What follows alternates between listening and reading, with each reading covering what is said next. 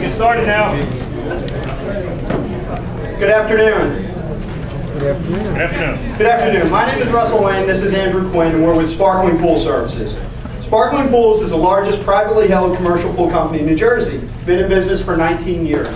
Give you our resume, some of the things we do: commercial pool construction, residential pool construction. We install tile and coping. All right, but before you get too far into this, I believe we have some administrative business to attend to. Yes, we do. We had an opportunity to present in this exact forum last year, but we had a really tough assignment. We were asked to present about the New Jersey State Recreational Bathing Code. This is the same code you've been enforcing for nearly a decade. What were we supposed to do? To fill our allotted time, we told some stories that were outrageous, told some jokes that were inappropriate. About a week or so after our presentation, we were summoned to Doug's office, where we were handed the comment and feedback cards from our presentation. Evidently, our presentation was rude, Somewhat obnoxious. lacked substance, It was obscene juvenile, and arrogant. oh, and off color.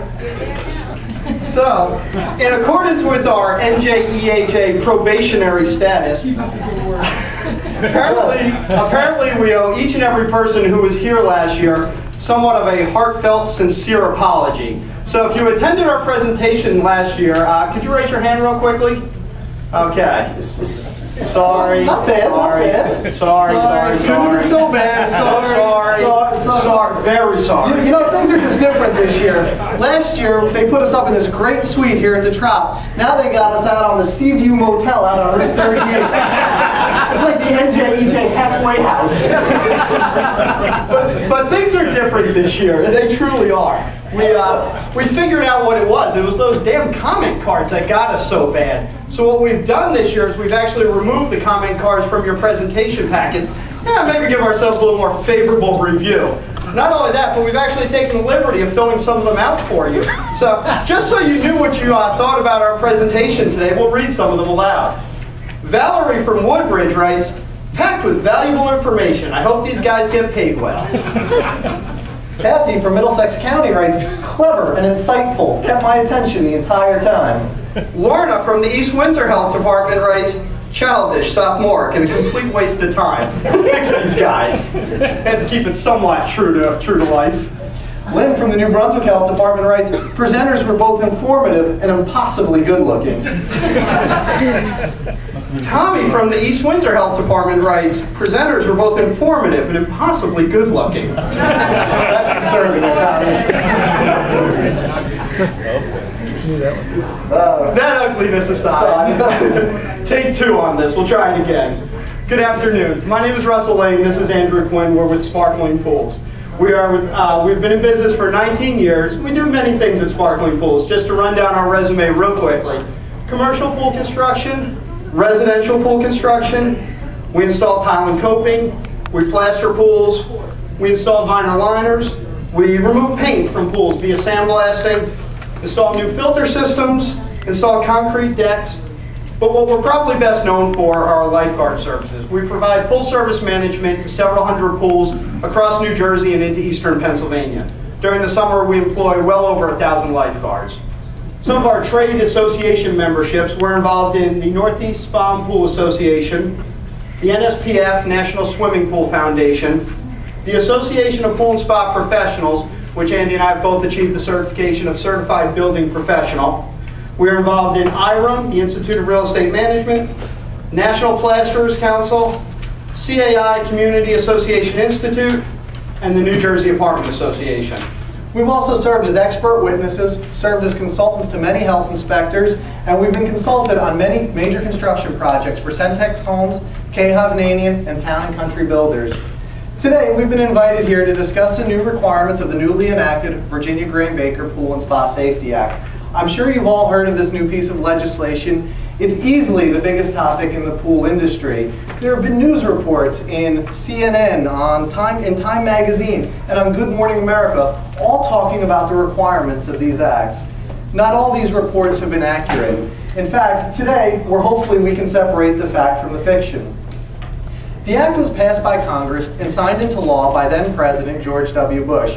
Today, the act is implemented and enforced by the Consumer Product Safety Commission, the CPSC. The Act itself is actually a relatively brief document. It relies on the standard ASME A112.19.8-2007 as the basis for all the technical requirements. The Act is really designed to prevent entrapment and injuries and death in swimming pools by preventing entrapment. To fully understand the requirements of this law, first, it's important that we understand the types and causes of entrapment. What you're looking at on the screen right now is something you're probably very familiar with. It's a warning put out by the Consumer Product Safety Commission detailing the 5 types of entrapment that the CPSC recognizes. Specifically, those types of entrapment are body entrapment, limb entrapment, finger entrapment, hair entrapment or entanglement, and mechanical entrapment. We'll take a look at each one of these specifically. Body entrapment occurs when the body is held against the drain by the suction created by the circulation pump. A substantial vacuum is created between the victim and the pool pump. The vacuum renders the victim stuck to the outlet and frequently below the water surface. Limb entrapment can occur if a limb is sucked into an uncovered drain or is caught on a piece of equipment such as a ladder. The suction from the uncovered drain or inability to remove your limb from the pool equipment will keep your victim underwater. Finger entrapment is very similar to limb entrapment, except this time it's a finger that gets stuck in the pool equipment, such as a broken drain cover or return line, and keeps the victim below the surface of the water. Hair entrapment or entanglement. Typically, these incidents involve women with long, fine hair who are underwater near a suction outlet. The water flow around the drain sweeps the hair into and around the drain cover. The hair becomes entangled in the suction holes on both sides of the cover. The entrapment occurs because of the tangling or cobwebbing of the hair, not necessarily because of the strong suction forces. Mechanical entrapment is somewhat similar to hair entrapment, but this time it's a necklace, an earring, or a piece of jewelry that gets caught in a drain or a piece of pool equipment. When the foreign object being sucked into the drain or caught in the pool equipment, the victim's head is held under the surface of the water. This type of entrapment rarely results in death, as the item of jewelry is either removed or broken before drowning occurs. Evisceration is not technically a type of entrapment, but it is a type of suction emergency. It typically involves young children between 2 and 6 who sit on an uncovered drain or improperly maintained drain cover. It occurs primarily in public wading pools. It can occur when the child's buttocks covers a drain opening. The resulting suction can force the child's bowels to be pulled out of their body. The injuries are irreversible and can have a devastating effect on the victim's future health and development. Over the past decade, there have been several high-profile cases which have led to the enactment of this federal legislation. The first case occurred right here in New Jersey. In 1996, Tanya Nickens was a high school student attending an after-prom party at the Atlantic Club in Wall Township. She became entrapped on the main drain of a spa, and bystanders were unable to pull her from that main drain, and she drowned. In 2002, Virginia Graham Baker, the girl that the law is named after, who is incidentally the granddaughter of former Secretary of State James Baker, was attending a graduation party at a neighbor's house in McLean, Virginia, when she also became entrapped on the main drain of a spa circulation pump, and she also drowned. Zachary Kahn, age 6, from Greenwich, Connecticut, was swimming in his family's backyard pool when his arm became entrapped in the port between the pool and the water feature pump. The court documents have shown that Zachary's mother had asked a pool service technician to fix a loose main drain earlier, about several weeks earlier, but it wasn't performed in a timely manner. When he had his arm stuck in this port, his head was held below water and he drowned. Also in 2007, 6-year-old Abigail Taylor was spending a summer day at a Minneapolis country club.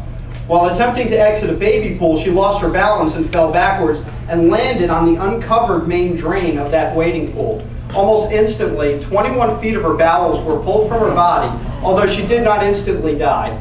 She had a triple organ transplant. Subsequently, she developed a type of cancer that is prevalent among this type of people receiving this type of operation. Just short of her 7th birthday, she became the first reported death from evisceration in the United States.